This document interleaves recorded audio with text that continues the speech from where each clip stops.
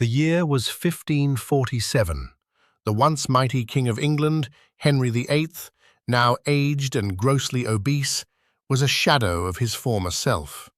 He had ruled for nearly 4 decades, and his throne had seen 6 queens, thousands of executions, and the creation of the Church of England, all under his iron will. Yet in his final days, locked in the luxurious but suffocating walls of Whitehall Palace, the king was tormented not by his enemies, but by his own body and conscience. Henry, now weighing over 350 pounds, could no longer walk without assistance. His ulcerated leg, a festering wound that refused to heal, emitted a putrid stench that forced courtiers to turn their heads when entering his chamber.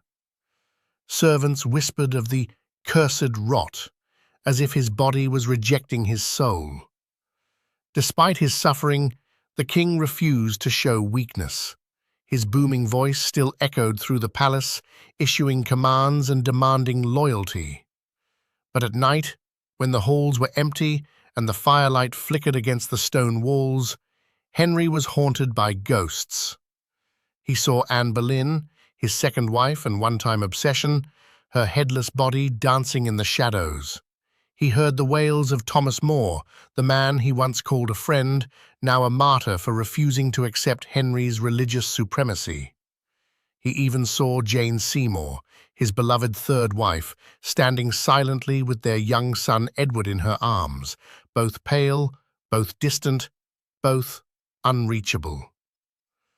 On the evening of January 26th, Henry called for a rare indulgence, a roasted swan, his favorite delicacy. The royal physicians objected, but he waved them away.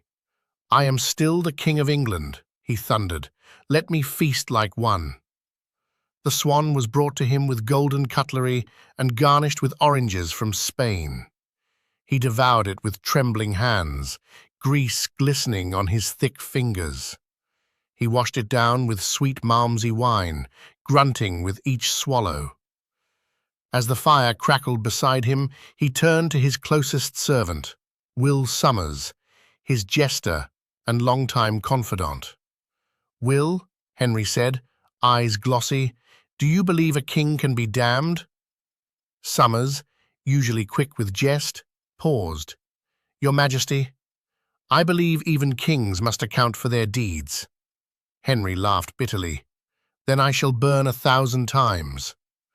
That night, he collapsed in his bed, racked with pain, soaked in sweat. Physicians were summoned, bleeding was ordered, prayers were mumbled, but even the Archbishop of Canterbury could not calm the fury boiling within the king's body. Henry's mind began to unravel. In his fevered state, he called for Catherine Parr, his 6th and surviving wife, but she had been removed from the palace days before, fearing contagion and perhaps a sudden turn of